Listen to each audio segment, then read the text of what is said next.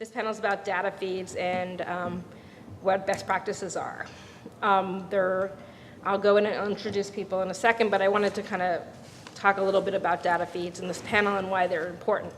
You know, data feeds to me is the heart of affiliate marketing. It's really where merchants and affiliates manage to truly partner. Merchants export their data to their affiliates, and affiliates do what they do best, which is, you know, add value and drive leads and customers for merchants. And in many ways, it just symbolizes what this industry is about. And that's the good news. And, you know, and it aligns affiliates and merchants to make money together. And I spent, you know, the last 2 weeks trying to find a funny joke about data feeds. And, you know, they're just not that funny. That's the problem. It's a pretty serious topic. But right before the panel, we were sitting outside talking, and we said, you know, I kept on saying data feeds, data feeds, data feeds. And other people were saying data feeds, data feeds, data feeds. And isn't that the problem and symbolize where we are as an industry? Some people say data, some people say data. And then it doesn't work, because people don't manage to partner. The feeds are all mixed up, and there's not one standard for data feeds. So it's kind of like you say tomato, I say tomato, and when it doesn't work, the whole thing gets called off and nobody makes money together. So what we're going to try to do today is really talk about how affiliates and merchants can make money together, what is the best practices for data feeds, and where we're going as an industry in the future. So let me introduce our panelists really quick. We have Mitul Gandhi, who's the Director of Marketing for Collectibles today. Asif Malik, who's the CEO of GoldenCAN, which is one of the data feed tool providers out there. Christopher Penn, who works for an affiliate network and is running affiliate programs. And Brian Rhodes, who has been doing affiliate marketing for a long time and won a CJ Horizon Award for the wonderful things he did with affiliate marketing and data feeds a while back. So I'm quickly going to go over data feed types, and then we'll let all the panelists have a couple minutes to talk about what they're interested in. Then we'll have some questions, and then we'll open it up for more questions. So to begin with, there are kind of three types of data delimited files, and it's the kind of, well, I'm sorry, let me start again. Let me go through these. So there are a bunch of different data feed types. Delimited files, which are the most common type, which most affiliates use, and they're text files and CSV files and a bunch of other files. Even me, who's not very technical, can work with these feeds. There are lots of tools out there for these feeds. What becomes more technical is XML feeds, and you probably know these as RSS and SOAP and JSON. They're hard to work with. They're harder to work with. They're more complex. They're much more flexible in what you can do. So you might have heard of web services. Amazon Web Services or CJ Web Services are using this type of file format. And we'll show you examples of what you can do with these formats down the road. And then there are data feed tools out there these days, and they can let you do dynamic functionality with static files, and I'm sure that GoldenCAN will talk a little bit about that. So with that, I'm going to turn it over to you. Okay. Thanks, Beth. So just before I start, how many of us in the room are affiliates, or full-time affiliates? All right, well, part-time affiliates included. So a few hands go down suddenly. Okay, and merchants? Imagine the rest of merchants. Okay, I'm going to be speaking about it from the merchant perspective. I've been in the affiliate business since 2000. I've been a super affiliate back in the years, and I've since then been on the merchant side with the Bradford Group Collectibles today, which is a few $100 million offline company and quite a big entity in the online niche collectibles space. So from my perspective, we started with working with data feeds back in 2002, 2003. And at that time, if you remember, Google was extraordinarily generous towards affiliates who had a lot of great content, and they managed to get rankings and stuff. What has happened since then is actually a great cause of concern for merchants like myself.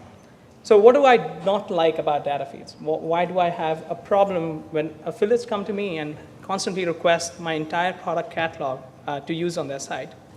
Well, number one, in my experience, I've found most affiliates don't have the dedication or don't have the time to keep their data feed sites updated. So it's all well and good when you can take your first data feed, are all excited about it, get a site running, and and put it out there.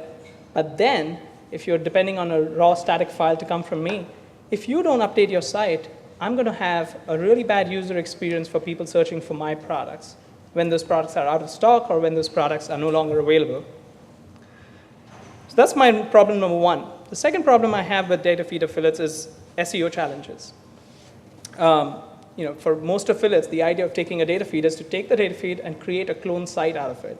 Well, that's not adding any value in the search results. And recently, if most of you participate in search optimization and follow the threads around it, these kind of sites do get penalized for duplicate content. So I'm not very happy with the idea of having multiple clones of our site running around in the Google results. And finally, static data feeds are a very poor merchandising option. Once I turn over a data feed to an affiliate, I really have no control on how they sort and how they present the products that I provided them on their own site. So if I provide them 3,000 products, they may decide to take maybe the worst 100 out of them and present it on their site. Well, imagine what happens 3 months down the road. They'll take a look at their performance, they don't see the sales, and then we have an outdated site. So compounding problem. Here's what I do like about data feeds. So we do provide data feeds. We have a large data feed affiliate segment within our affiliate base. We love affiliates who add value. And there's a number of ways to add value to a data feed program, and we'll talk about those. But we just love affiliates who actually take the time to not just create a clone site, but add value to it by adding their own content, adding their own hierarchy, or adding a mashup. Mashups are a very strong buzzword nowadays, and Chris here is probably going to talk more about how you can do mashups and use some cool tools to do that. We also like affiliates who are actually engaged enough to ask us for merchandising recommendations. So if any of you affiliates are looking to work with a merchant, it would go a long way if you upfront ask them for their top products and followed up monthly to get a top product list that you could merchandise for them. And finally, this is not necessary to mention, though I'll say it. If you refresh and update your site, you're going to be the merchant's best friend. So I have a couple of examples for you. Here's a first example of adding value. So in the collectible space, we are the #1 seller of collectible dolls in the world. You'll see bestsellers and you see the 2 products featured here, which is from our data feeds. And the name of the affiliate is not mentioned here. But what this affiliate has actually taken the time to do is go in, look at our product catalog, and segment in this left-hand side that you see, the collectible dolls by theme. They've actually taken the time to learn about our industry and segment the product data feed in a completely different and unique way than how it's presented on our site. So on our site, we just present our dolls in the perspective of how it's organized in the full site hierarchy. They've actually gone in and come up with segments such as Elvis dolls, fairies, 50s, Halloween, Hispanic, and so on and so forth. So this is a great example. Here's an example of a data feed affiliate that actually is quite a challenge. So decent-looking product page. It's got a featured product. It's got all the text. It's got the price, and so on. Look at what happens, though, when I click on it. Server not found. You know what's even worse about this? Take a look at the URL bar here. How many of you recognize that URL, service.bfast.com? Can anybody tell me how old that is? Years. 4 years. B-free went away. That's a B-free URL, redirect URL. They went away 4 years ago, and this person hasn't bothered to update. Despite our best attempts at contacting them to say, we will do the work for you. Just update your data feed, and we'll process it and give you new files. Nope, not interested. I'm on to the latest and greatest. This is a horrible user experience for somebody coming through and looking for my products. Okay. So at this point, I'll turn it over Go ahead. to what you should ask for. Okay, well, I'll tell you what you should ask for then. Ask for merchandising support as affiliates. Ask for top product lists. Ask for all the attributes. That's one of the most important things. Ask for all of the attributes that you can get. and ask for dynamic tools. I'm a huge fan of the tools listed here and of Asif's tool, GoldenCAN, because it allows dynamic functionality on an otherwise static file. And that allows merchandising, that allows a refresh and updates automatically without too much effort on the affiliate's part. Okay? And then I'll turn it over to Asif to talk about what should be in the data feed.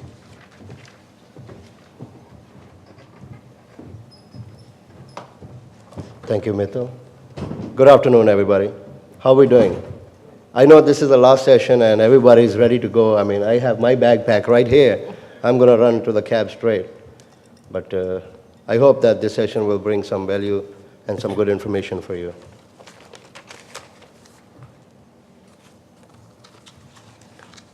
So basically, the information, first of all, I'm sorry. My name is Asif Malik, and I'm the CEO of GoldenCAN. GoldenCAN provides the functionality for affiliates to display the merchant's product on their website with very easy integration, so they don't have to deal with the daily data feed maintenance and so many problems that Mitul just mentioned. So we'll go over that. So I want to talk about that what should be in the data feed. So I will try to stay on the slide, but if I skip here and there, I just want to make sure that I get you the best information possible. Basically, as an affiliate site, using the data feeds, affiliates wants to have the best information possible in the data feed.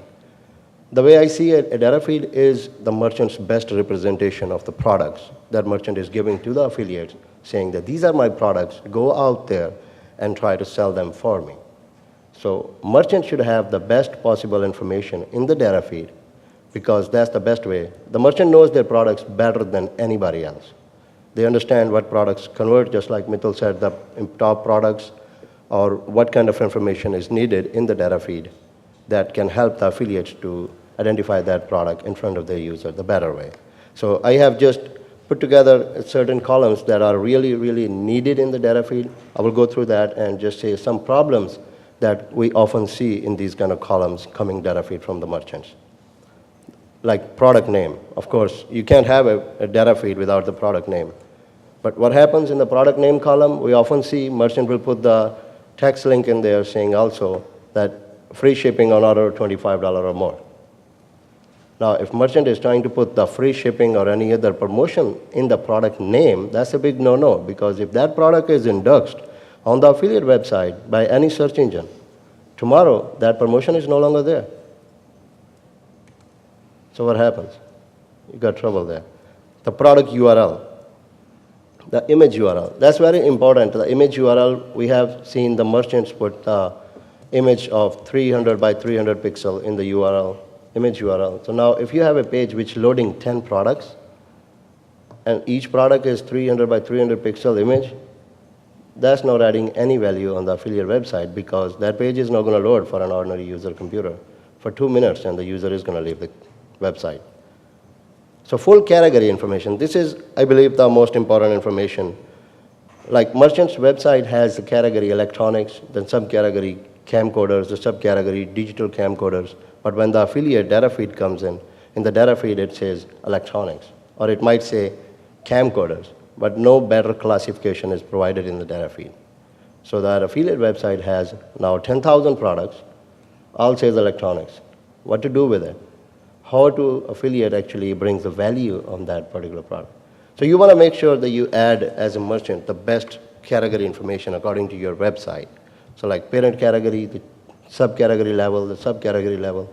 In different networks, you might not have enough fields to put that information. So, but the best practice most merchants do, they put parent category and then a delimiters and then subcategory and delimiter and subcategory. So affiliates are able to take that category path, we say, into different levels and create the subcategory by themselves. The product description, especially without HTML. We have merchants that will scrap their own website, complete page, and put the entire HTML, including the JavaScript, sometimes even the buy button with there, and especially linking to the other products inside the product description. Especially our system, we simply discard that product because affiliates don't want a product on their web page which throws away the whole page because the merchant has their own HTML in the data feed, and especially going links directly to the merchant website without affiliate links. So the list price, the sale price, and these three fields are often ignored by the merchants, very often ignored by the merchants: UPC, ISBN, and manufacturer name and part number. We need these fields as an affiliate, especially for the price comparison calculations. The merchant thinks that these fields have no value. I mean, in some cases, they are not relevant because your product doesn't have a UPC. But wherever that information is available, you want to put the maximum information available in the data feed. Now, I think I already went through most of these things, but I will just say that again, that what should not be in the data feed. Because what should be in the data feed, as well as more important, what should not be there, why a certain affiliate don't want to use your data feed to put it on their website is because the description has extensive HTML, or especially JavaScript, or as I said, the direct links going to the merchant website. Generic category information, I already pointed that out, like we have a merchant with 300,000 products and one category says books, which has 46,000 products underneath it. Now, is that category going to help an affiliate? 46,000 products, you can only display 10 products on a page.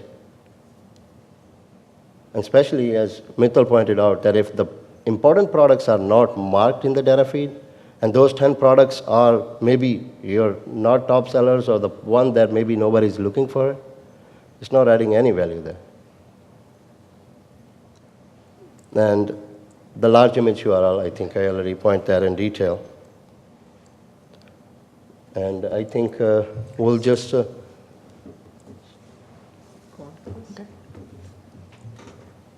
I will just hand over to Chris, and I think he's going to talk about the data feeds. Go ahead, sorry. We're going to play with toys. I like toys. Toys are fun. Who had the caffeinated mints on the expo floor? Anyone? Because it's your fault if I've talked too fast, that's why. How many people as an affiliate have ever had a broken feed or a feed with stuff missing in it? How many people as a merchant have ever said, I would love to offer this to you guys as affiliates, you know, RSS feeds, for example, but the IT department is stuck on CSV and they say we won't get there until the 22nd century. I've had that from both ends. So here's two tools we're going to look at to help fix that for you, whether you're an affiliate or you're a merchant. The first is called Yahoo Pipes, pipes.yahoo.com. Take a look. Am I going to completely screw up this recording if I walk? I am? Okay. I'll use the mouse and just wiggle it a lot. Take a look along the left-hand side here. There are any number of ways to get a piece of information from someone else. CSV files, we all know what those are. Auto-discovery, in case you're not sure. There's data types, there are RSS feeds, you name it, slices, dices, makes julienne fries. This is an example I put up of 2 blogs from FeedBurner, plus my commission junction feed. Real simple. Now what I've done is, how many people, does anyone here have a blog? Okay, how many times have you ever blogged and said, I should have linked up some of my keywords to my products, completely forgot about it, just too busy, whatever. You've done that, right? Yahoo Pipes will let you swap out the text that you want to be promoting it for as an affiliate or as a merchant right inside your blog feed. So I can say, I want to replace the word savings account with an actual link to, say, the ING Direct program through Commission Junction. Then you can sort stuff, slice, dice it, and the output is whatever it is that you want it to be. So let's see if we can save this and do a quick run here. And run. This is the part which gets fun. When you take a look at the output of the feed, you can turn it into all kinds of things. If you want PHP, fine. You want JSON, fine. You don't know what any of those things are, pick a colorful widget that looks good that has a brand you recognize, but it doesn't matter. Yahoo Pipes will let you slice, dice, make julienne fries out of any feed. Here's the catch. It sometimes breaks. Sometimes. So there's a second service that I recommend, but disclosure, I get paid by neither of these. If there's someone in the room from Google, I'd like to have a word with you about this, called FeedBurner.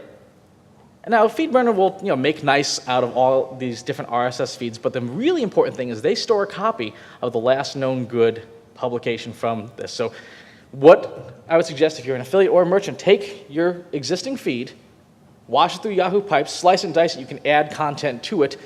Because like you saw, I joined 3 different blogs plus a conjunction feed there together. Throw it out here and then run it through FeedBurner, and you'll have yourself a nice, tidy, clean feed that almost always works. As long as FeedBurner's working, as long as Yahoo is sometimes working, you're good to go. So those are 2 things to deal with the issues of missing information and to deal with the unreliability. You can, with this stuff, by the way, incorporate anything that is a feed online. It doesn't just have to be from a publisher. It doesn't have to just be from an affiliate or a merchant. It can be from anyone. Google has links that you can tie into this. So let's say you were working with an affiliate who just forgets to publish photos of the things you have for sale. Fine, you can go onto Flickr, find RSS feeds of photos of those objects, put it in your feed, edit that so that the end result is exactly what you want it to be. And there's any number of data sources out there that will let you do that completely for free. That's the other part that's great about all this. This stuff is totally for free. So that's all I had. Sure. Musical chairs? Oh, yeah. It is musical free. Hi, my name is Brian Rose. I'm with Schaff Consulting. I just wanted to cover a few practical experiences with data feeds that some of the affiliate managers in the room could probably take back to their programs and things that I've had success with over the last 7 years doing data feeds for affiliate marketing. First thing I want to talk about was merchandising data feeds. I think a lot of managers, when they're reviewing their feeds, they're pulling pretty standard information, product name, description, URL. But there's a lot you can have your engineers go ahead and insert in there. If the product's on sale, you can have a blurb in your database somewhere that you can type in a little bit description about the sale and have that information then inserted into the product's description. When the sale ends, it gets pulled down. Same thing with free shipping offers. You could have free shipping over $59, $49, whatever, and sorted either into the product name or into the buy URL text, so that instead of just having click here to buy X product, it could be click here for free shipping on X product. There's a lot of different things you could do with spicing up the text a little bit. That also helps differentiate your product listings on Google for any duplicate content penalty, because you probably wouldn't have the same information reflected on your site, so you can have things a little bit differently. I think the number one key for building a successful data feed program for your affiliates is to make sure that the delivery method and the information that is being delivered is consistent. It doesn't matter which method you've chosen, as long as the affiliates know it's always going to be the same, they know how to get it, and they also know when, during the course of a week or a month, your particular feed should be pulled down and updated. When I was at backcountry.com, we ran weekly promotions that the affiliates knew on Monday morning that was time to update the feed. If your company happens to do it every 2 weeks, if it's every 3 weeks, make sure the affiliates know, and you'll find them updating it because they want to make sure the information is consistently displayed and accurate.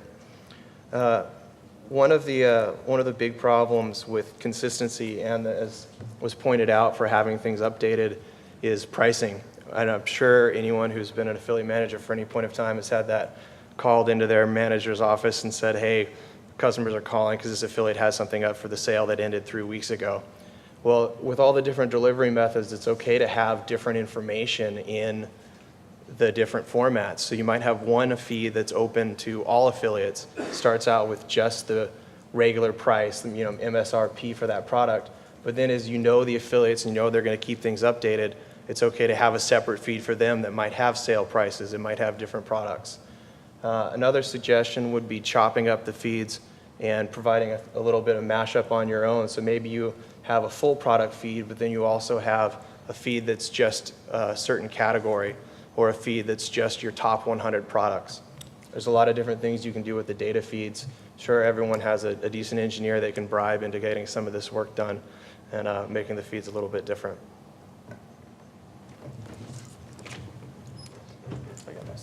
Okay. So thanks, guys. So what we haven't talked about, there's a lot to talk about with data feeds, but what we really haven't talked about, and I think is an important part of this, is SEO and affiliates and data feeds. So I was going to throw that out to the group and see who wanted to talk about that. Does everyone know what SEO and duplicate content penalty is? Does anyone not know what duplicate content? Okay, so at least a couple people. Google likes original content, they like fresh content, and they like changes rapidly. with a lot of data feeds, what a lot of really lazy affiliates will do, and I will personally cop to having been one of these in the past, is they will just take your data feed, repurpose the entire thing lock, stock, and barrel, and throw it up on their site. What Google will do is say, you know what, this looks exactly identical to this, so there's something wrong here. There should be some difference between these two sites, so let's list neither of them. So if you're trying to take over a small niche, you need to have stuff on your site other than just the data feed. But the great way to explain it is the feed is the seed for the rest of the site. So if you have, say, like one of the things we do is credit cards. It's okay to have a feed full of credit cards on your site, but we have credit education, downloadable ebooks, and all the stuff that goes around it so that there's more, and there's stuff that's completely unique to our affiliate site. The merchant still gets the presence and stuff, but it's completely different from anything else, which means, among other things, it creates more value, and that means higher conversion rates for stuff. We are, for our one publisher, I think we are now the #1 publisher for student-based credit cards, just by having a bunch of stuff that we wrote, took a few months and just to sit down and write. So have your feed be the seed of the rest of the site, not the site entirely. Does anybody have anything else to add? So I'll also mention, from an organization perspective, most companies who have large teams of internet marketers working on different areas of the site usually face a big challenge with a constant struggle between the SEO team and the affiliate team. So Google has got a lot better with identifying these kind of duplicate content issues that Chris is mentioning. And what they typically will do now is take the content piece that has the higher authority and use that. Typically, the higher authority one is the one from the merchant. But here's what happens. This wasn't the same case about a year ago. A year ago, a number of merchants actually got slapped with, a year and a half ago actually, got slapped with penalties where their content was being superseded by affiliate content. Random incidents, not wide scale, but that has fed the fear for the SEO teams. So what you have within organizations is really a question of who is more credible. If your SEO guy is more credible, guess what happens? Upper management wants to believe that his problem or his reason for not allowing affiliates to have full data feed is a more valid one. If your affiliate person is more credible, then he gets his way and affiliates get all of the data feeds. But you don't want to be in a situation like that. You want to be able to prove that there is a value for your affiliates to have that data and that they would use it responsibly. That isn't always the case. Right, and I assume, given you're a marketing director, you have both SEO under you and affiliates, and so how do you balance that? Because it's the same issue that you have SEM and affiliates, so how do you balance that in an SEO data feed perspective? We look for the value. So we will give out our data feeds, but we are very particular about going and looking at what they have done with the data feed. And the other thing is we don't want our competitors using our data feed, not any way to stop them if they really wanted it. But we do review our data feed affiliates, and we do look for signs of where they might be just trying to clone it, clone our site, which is definitely something we dissuade them from, because there is really no value to doing that. I think there's a lot of ways you can mix it up. If you have the same products for the last 5 years, you probably have some really old product reviews that aren't necessarily being shown on the current product display page that you're using. Take those product reviews and put them into the feed and not use the most recent ones that you've just received if the product really hasn't changed. If you're using a short description and a long description on your category or brand pages versus the actual product page, give the affiliate a slightly smaller bit of information, but still enough for the customer to decide on the affiliate site whether or not they want to click through or not. Can you guys talk about what is the most creative things you've seen with data feeds? Because to me, data feeds in many ways is about merchandising, especially for multi-SKU, giant SKU merchants, and that we haven't really talked about kind of the interesting things that we can do. So I'll just use an example of what I did at Audible, and hopefully you guys can go from there. So we actually had 14 data feeds at Audible, and we did enormous merchandising through it. And the one that I thought was the most interesting, that the affiliates hooked onto the most, which was most creative, was we did we did books read by stars. So, we had the Nanny Diaries. It was read by Julia Roberts. It was a book on tape. And so we actually ended up getting all the Julia Roberts fan sites to put that book up. And we did that through our data feed. So that's one example. But I'm sure you did enormous things at Backcountry Store and that you guys have done things too. I think the the most interesting things you can do with data feeds are listen to the affiliates and see what they're asking for. Also, if they're coming in and saying, hey, we're featuring just this one brand, break it up and give them that brand. What you do need to be careful of, though, is responding to different formatting questions, because you'll end up with 3 different delivery methods formatted 5 different ways for all the different affiliates. So I think it can really help if you take just a basic GUI interface and have a system so that the affiliates can mash up the data feed themselves. We have something like that through our clients for Shop Consulting, where the affiliates can come in, enter their own information, and download it directly. It puts it on them to update it, but they can pull out the information that they want and get a little more customized data feed that way. In terms of creativity and things, Yahoo Pipes is actually a lot of fun, and you can have enormous amounts of fun with that and other people's content. One of the most interesting things about data feeds is not just from affiliates and merchants, though. It's also from public data sources. The US government is a fantastic source of data. I mean, they have literally terabytes and terabytes of data that you won't find anywhere else online because, well, frankly, no one can navigate their incredibly clumsy interfaces. But if you can get past the sword of Damocles and 18 other challenges, you can actually get access to a tremendous data pool. So whatever your niche is, the government has a data pool about it somewhere. Bureau of Labor and Statistics, Department of Education, Department of Energy, the US military. Take the stuff, because it is all by law public domain, and incorporate pieces as appropriate into your sites. You can do this. It's legal. It is 100% legal, totally white hat, and you'll find you can do some amazing things with just publicly available data. So we've seen a number of things that affiliates do on a day-to-day basis, which have just been mind-boggling and really make you think, why the heck didn't I think of that before? But how many of you here have seen Programmable Web? Programmableweb.com. Is that Microsoft's thing? No, it's programmableweb.com is a highly, highly recommended site. In my slides, I had mentioned about mashups, and this is the destination to see what people are doing with mashups in the Web 2.0 world. Has anybody heard about the Craigslist and Google Map mashup? Yes, housingmaps.com. Housingmaps.com. There's all kinds of mashups. Housingmaps.com. With Google Maps API and all kinds of content available across the web, people have created businesses out of these. Many of them are shopping helpers, Amazon and eBay mashups of Amazon, eBay, shopping.com APIs.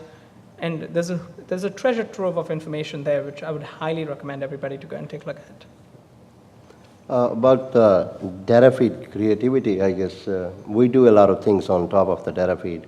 Merchants often have like manufacturer and brand information in the data feed. So as long as the information is available in the data feed, we go through certain columns, and most of the time we find that merchant has thrown the information in there. If you email them, you find out they said, oh, we don't have it, but it is sitting in the data feed. So we take that information, like example, brands or manufacturer, and make the separate categories for the brand and manufacturer. So a user on the website is clicking on a category, but then also be able to drill down to the brand level and up to the price level. Separate, like I'm only looking for camcorders which are between $100 and $200 and only made by Canon, or things like that. So also calculating the price comparison is one of the things that a lot of affiliates who deal with the data feeds and have the programmable abilities, they create the price comparison. But that's why I was emphasizing on having the ISBN and UPC, and especially manufacturer name and the part number in the data feed. I think we'll open it up to questions now. So do people have questions? Todd. You were talking about image sizes, not having one large size. Is there an optimal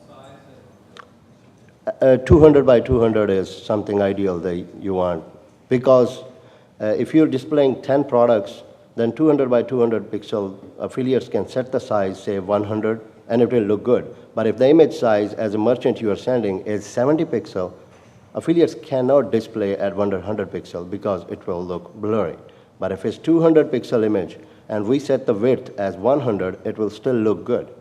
And when somebody clicks on it to view the large image is still showing 200.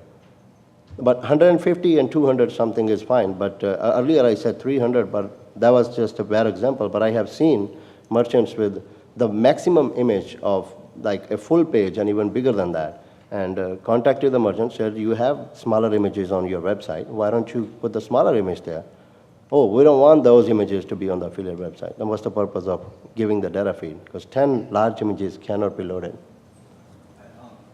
you know of any software tools that allow for dynamic cloaking of the links that come in the feed? So that way, if you're getting a raw link, like in a CA, that, a way that it looks like it's coming from your domain, that's not just a raw link. You can use the JavaScript just to hide that link, so if a user moves the mouse over it, they don't see it, but you don't want to use any clocking or anything because then you might mess up the link share or whichever merchant is tracking and it might not work properly.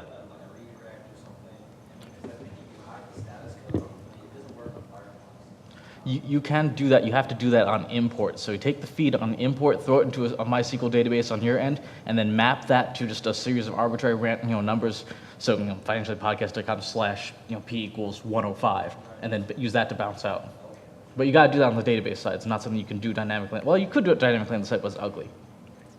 There are also off-the-shelf scripts. If you just search for redirect scripts on hotscripts.com or a source like that, you'd find a number of these, what they claim as redirect or tracking scripts. You don't have to use that tracking functionality, just use it for the redirect. I think I misunderstood the question. So basically what we do is we import about 32 million products, and all those products are in the database, but after that, each product is assigned a new ID in our system. So the redirect URL actually looks like whatever abc.com our website is, and then add ID is equal to this. So it is actually redirecting with that, but then taking the final URL. Right, so all your redirects by looking at the website are still looking at your website, but if you click on it, it is taking from the database and then redirecting to the final URL where it wants to go. I actually wanted to offer another solution to Todd's question about images. In the past, I've included a thumbnail as well as a full-size product display image in the feed itself. So affiliates have the option of using whichever one.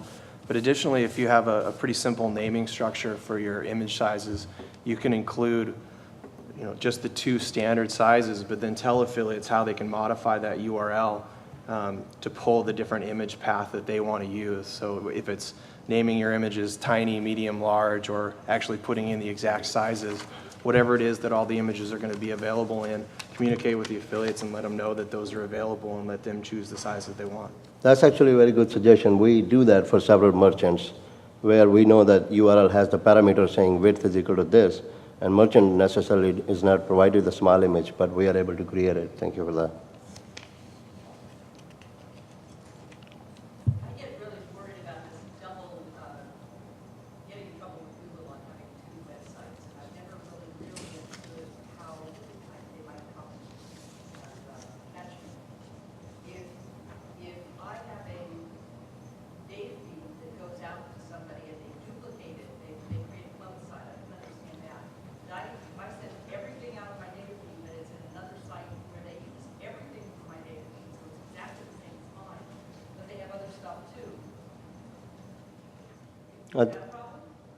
No, I think that's what exactly is pointed out earlier, that's how websites add value to your data feed. And that's the way they are able to distinguish their website, which is not 100% equal to your website. But as long as it's not 100% equal, but there on the margins, there are differences. You have to see which affiliates are being creative for your data feed. You definitely don't want to give the data feed to those affiliates who are taking the data feed, putting in an Excel sheet, and throwing a template out there, and you have a duplicate website there. Nobody knows what Google's secret number is, 10% identical, 100% identical. Nobody knows it's less than 100%. So if a site's 90% identical to another one, they'll still get smacked around some. But where the actual line is, we don't know. So your best bet is to make things as different as possible, offer as much value of your own as possible, and pray. Well, and I would also say, stepping into being panelist for a second, you should reward affiliates who do that. Yeah. And pay them more. You want those value-added affiliates, right? And you want them to be your partner. You want to give them a lot of information, and you want them to slice and dice it and mash it up anyway. Makes sense and really adds value for the user experience. Ultimately, they'll be the ones that convert best anyway. Yes, and they will be the ones that convert best. They have warmed up the user. So I'll just throw out a quick rule of thumb as to how to evaluate this. If you go to an affiliate site who's doing this, and if you strip out all of the template elements, the images, if you switch out the look and feel of their site, if you ignore the Google AdSense ads that they may have added or any other ads that they might have put on top of their site, and then you look at just the pure content and compare it to the content on your site, if there is a more than a 50% chance that it is the hierarchy, the navigation, and the content matches, then you probably want to talk to that affiliate. That's not what you want, because just changing the skin of the site and adding a few different banners and putting an article, one paragraph of content here or there won't be enough. And those are the affiliates who actually build the website from your data feed only for the purpose of making money from AdSense. They're not trying to bring much value to you anyway. But one thing Mitul pointed earlier, which is very important, that Google has become, on that matter, very smart, and no matter how they do it, chances are that, in my opinion, they are not actually able to hurt you anymore, because the major original domain name who owns the original content has much more power on top of what affiliates do. But there is, of course, no proper rule exactly what it is, so some still get around with it. Back up there. I'm with David's cookies, and we've got a number of seasonal products which come on and off the site. Now, if affiliates are using it dynamically, then pages can come on and off their site, which is fine. If they create static HTML pages, how do we know that? Because seasonal items are dropped in our based on that static. Well, you have sensitive data, so definitely you need to make sure which affiliates you are working with and make sure that they are updating the data feed. And if they are not updating the data feed, you basically want to tell them that you don't want to offer them the data feed, or use the tools that are actually offering the data feed dynamically. So the affiliate website actually does not have a real content. They are making call to another tool like GoldenCAN, to where they are displaying the data on their website, but as the data changes on the tool which is serving the data feed, the affiliate website changes real time. You can also play around with including information in the product's description that puts the seasonality in there. So product only available for X amount of time until January 08 or whatever it needs to be, so that customers who do find that site, whether it's through a Google cache somewhere or affiliate not updating it, there's at least some text letting them know that the product probably isn't available still if it's 2011 when they're finding that page. That's old cookies, man. Yeah. I would highly recommend going with a dynamic tool. GoldenCAN, PopShops, there's Product Showcase Creator. There's a whole range of tools out there that can make your affiliate pages more dynamic. There's no reason not to do it at this point. If you're still providing only static data feeds, you're actually hurting yourself, especially if you're a seasonal business. I mean, this is one of the biggest challenges merchant has, that their data feed is updated on the affiliate website. The pricing is current. In your case, you have a seasonal product, but 90% of the time, the other problem major is that the price is wrong. And merchants are often spending more time and effort and money on the customer support. When a customer calls in and says that, I saw this price, we get calls even on our website. Even though we don't sell the products, we get emails from the users saying, I saw this product on your website. What they're looking at is Google Cache. So the web user is trying to find every way to find a reason that there's some wrong price displayed, so I can make money out of it. I can get that product cheaper. That's what they're looking for. So, Yes. can I just ask Oh, a question please. to the two people who've been affiliate managers? You don't give everybody your data feed, right? Are you careful on who you give it to and make sure it's partners? Yes, very careful. I think it's perfectly acceptable to have a data feed that is available to everyone, but in that data feed, make sure you're not putting sale prices, make sure you're leaving out the seasonal products that might be changing, or put some more information that gives the customer some idea of when the product was actually available. And did you give specifically chosen affiliates a special feed that had seasonal products? Yes.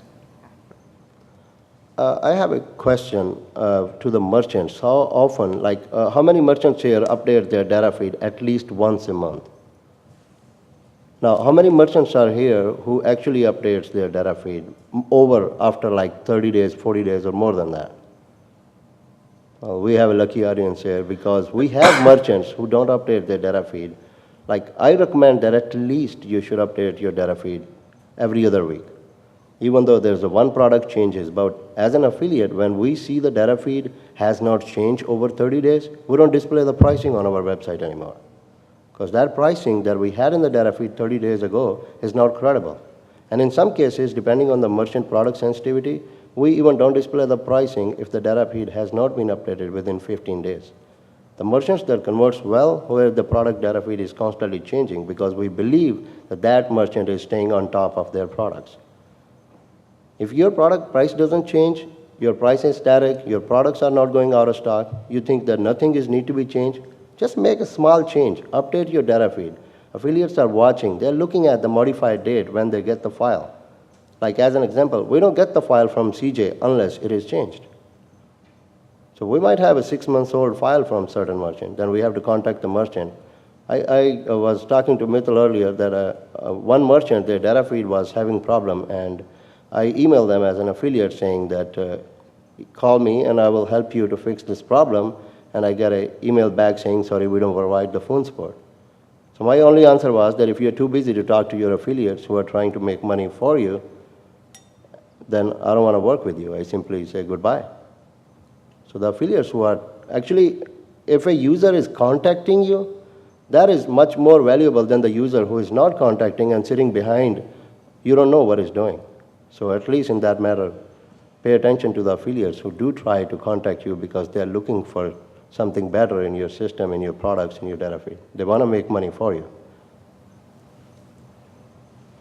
I'm interested in bringing together multiple merchants and bringing their data feeds in important ways. Is there a standardized way of mapping into standard categories, or does such thing not exist? Unfortunately, that is the biggest problem we have in all different networks having all different data feeds. Merchants can't standardize their products. This is a lot of work. Even for Amazon or biggest websites like PriceGrabber, they do a lot of work on top of and a lot of enforcement on top of the data feed they get from the merchant in order to make sure that the products are on their standard categorized system. But for like when especially we get data feed different from link share, different from commission junction, share sale, they all have their own formats. Some fields are enforced by one merchant, some fields are not enforced by another network. It is very hard thing to do. We do on our side, but it is like the biggest challenge. Your best bet with something like that would be to take the data from one of the largest merchants like Amazon, take your existing data feeds, see if everything, what maps to Amazon, use a standard set of data from them, and then just have a list of exceptions for things that couldn't be mapped to an Amazon store and use that. So you would get 85% of the data. And another way to standardized. do it is actually looking at the Bizrate or the shopping.com program, which is a little outside of the affiliates, but they spend enormous amounts of time and resources standardizing feeds from different merchants. And they'll pay you on a different structure too. Are there categorizations that are intellectual property, and therefore you shouldn't really be copying what's work? No, but they have affiliate programs these days. So you can sign up and get a shopping.com feed, which has all of their merchants. You can sign up and get a Bizrate Shopzilla feed, which has all their merchants in a feed, and it's all standardized according to their standards. So that might actually help you get further along in the process. And they'll pay you on the click. So that's another story. But those are also open to affiliates.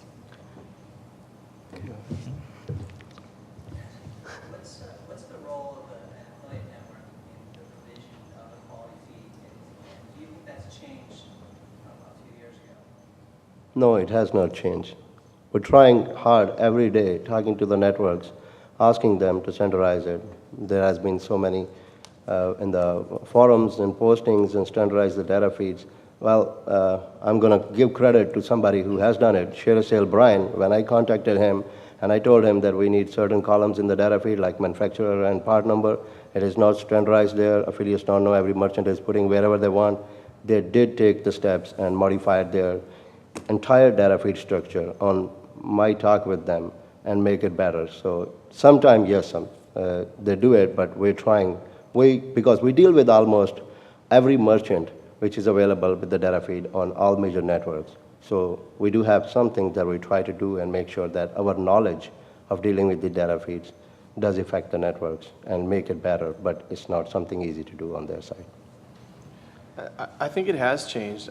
I think that I think that each individual merchant knows their products the best and should know how to merchandise those products the best. And if it doesn't fit into what your network is doing and you really want to grow the affiliate program, I think it's worth taking the time to build some individual tools that are unique to your products and really put your products forward to the affiliates in the easiest digestible manner. If you're a company that sells the same brand but all the same products, you probably don't need the same tools that a multi-brand large retailer does. So I think that the affiliate networks need to provide some pretty simple tools. I think that the affiliate networks that are providing more complicated tools may eventually run into some sort of a bandwidth problem where they simply can't host all that information in a dynamic way. So it's going to fall back on the merchants to make some changes and offer the tools that they really need to provide their affiliates to sell the most products. Any other questions? Well, I'll ask the panel this, and it's a good ending question, which is, where do you see data feeds going in the future? What do you think affiliates are going to do? What do you think tools do you think merchants are going to build? And how do you think the networks are going to play into this? Because we haven't really touched on things like web services, which are so powerful, that CJ, that are just starting to really be used in mass by, affiliates across the board. I think I'll take a first crack. From a merchant perspective, I really see static data feeds falling more out of favor with merchants. And tools such as GoldenCAN, such as PopShops, datafeedfiles.com, those tools really taking more of a role in helping merchants and affiliates get the best they can out of the data feeds, the erstwhile static data feeds. Also, at the same time, though, I think that the smartest affiliates are the ones who are also going to take the time to learn about XML, learn about API, web services, and leverage the power of real-time or near real-time updated data and all of the functionality that exists with it to create some great businesses, not just commission-generating clone sites, but real businesses which provide value to the visitors. I think that's the real future with data feeds. I think over 85% of the affiliates don't know how to work with the data feeds. But the top level affiliates do work with the data feeds, brings the best value to the merchants because they generate the more sales in your 80-20 rule. But you definitely want to consider those rest of the 85% affiliates who are not working with the data feeds, because even networks, we see more and more merchants are offering the data feed who never even thought about offering the data feed before, but they are working. More and more merchants are getting the data feed, so they realize the value of it. So dynamic tools helps those 85% of affiliates who can't work with the data feed. Instead of having banner and text links on their website, they can display your entire inventory on their website and try to generate revenue for you. And because those dynamic tools mostly generate JavaScript, so actually it does not create any penalty unless they are using the SEO tools or search engine spiderable content. And if they are doing that, they are already smart affiliates who know what they can do to add value to your program. Live data, mashups, and cross-sell. So here's an example. Let's say you run cheap travel vacations for everyone.com and you book Delta Flight 576 from Boston to Atlanta. You know this as a customer. You know that you can get live FAA data on every flight in the air, including its position and location, its speed and everything. So you see that this customer who booked through your site is running about an hour and a half late. When the customer finally lands, the FAA will transmit that data, and you can ping that customer's mobile phone and say, if you need a taxi in this area, here's a list of 5 taxi companies, and oh, by the way, the one at the top is an affiliate pay-through for us too. And if they're registered with a hotel at the same time, you can transmit live data all completely automated to the hotel, and if that hotel says no, you can automatically rebook the customer somewhere else and get the cut of that too. I think the real key for moving into dynamic things is going to be a bandwidth issue, and sooner or later, I think the merchants who are providing these things, if they're hosting all of them, images, video, everything else, it's going to be a pretty significant additional cost to their hosting with maybe minimal return if all of their 9,000 affiliates are pulling one video and it gets pretty heavy. It could be an additional cost that really adds up. So I think the key is going to be for the merchants to develop tools that can be hosted on the affiliate's website. All the bandwidth costs are passed through to the affiliate, which, you know, if the affiliate's making money isn't going to be a problem, but the data can still be provided by the merchants, but the actual bandwidth costs will be fielded by the affiliates. Great. Any last questions? Just wanted to thank everybody for coming to the very last session of Affiliate Summit. We really appreciate your attendance. Thank you. Thank you very much.